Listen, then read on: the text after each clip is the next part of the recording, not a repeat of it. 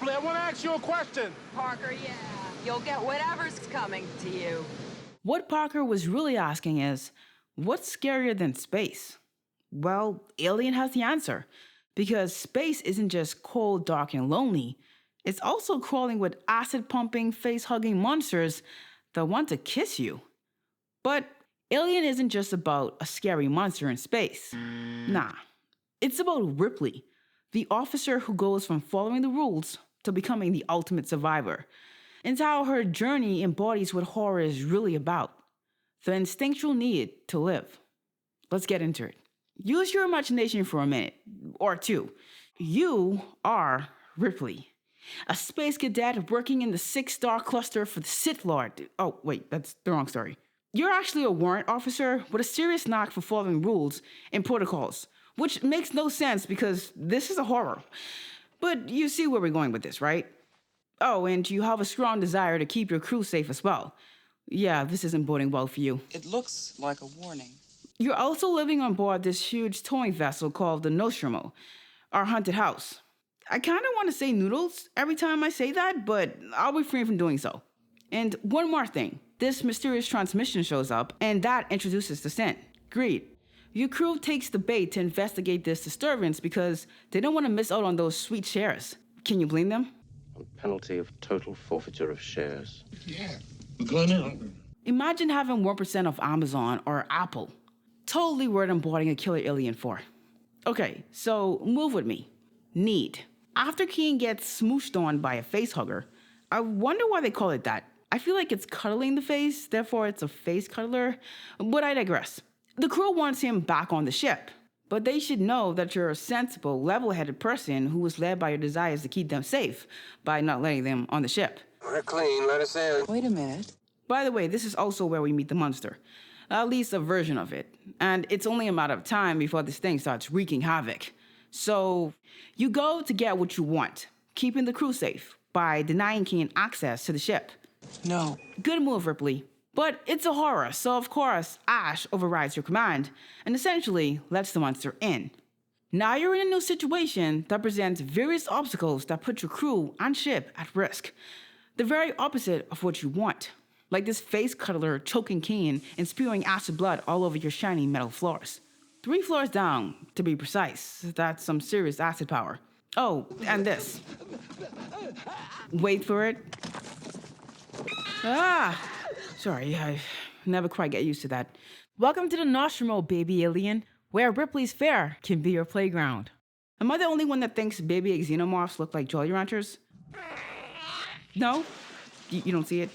No, you don't? Oh, okay. As for you, as in Ripley, I think you're starting to realize that rules aren't working here anymore. But you still want to keep your crew safe, and the only way you know how to do that is by doing the same old thing. So, you search for what you want. Safety. But the monster, aka the xenomorph, wants the opposite. Now that there's a Jolly Rancher with teeth running around the ship, you, as in Ripley, need to grow as fast as the xenomorph and change things up if you want what you want. But all you can think about is tracking it. See, this monster is the antithesis of what you are and the mirror of what you need to become. Instinctual. If you, as in Ripley, don't start relying on your instincts faster, this alien is going to outdo you. But being the by-the-buck officer you are, you go to the company for answers to solve your problem. When you find what you're looking for.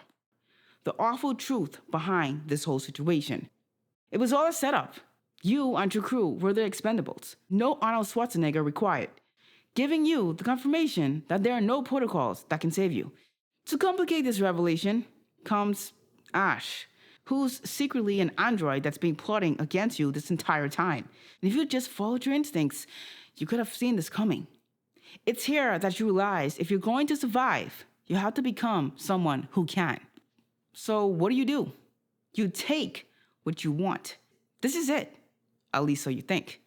See, you're going to blow the ship and that Jolly Rancher along with it. Risky business, but you are trying to change, and I have to respect that. It's just unfortunate that it backfires when the alien blocks your path to the escape pod. Things just go downhill fast from here because you can't stop the self-destruct command in time, and now you're literally out of options. Well, you do have one left. Change.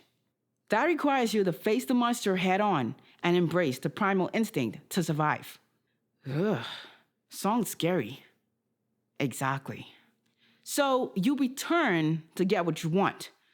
Escape to safety, but differently.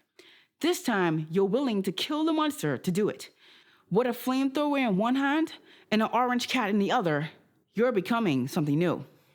At this moment, you exemplify what horror is. With the ship blown and the orange cat in cryogenic sleep, you're becoming a survivor.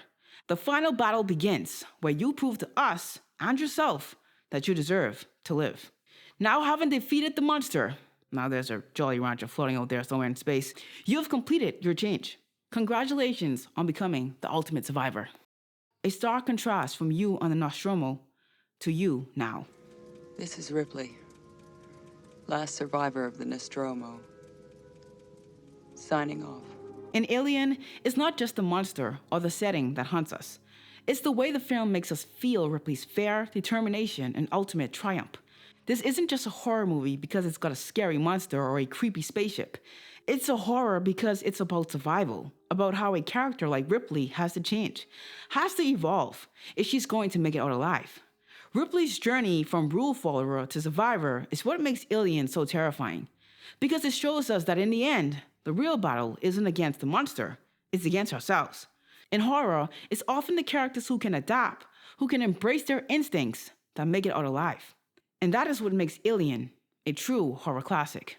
So next time you're watching a horror movie, pay attention to the characters, because sometimes the scariest thing isn't the monster, it's what the monster makes you become.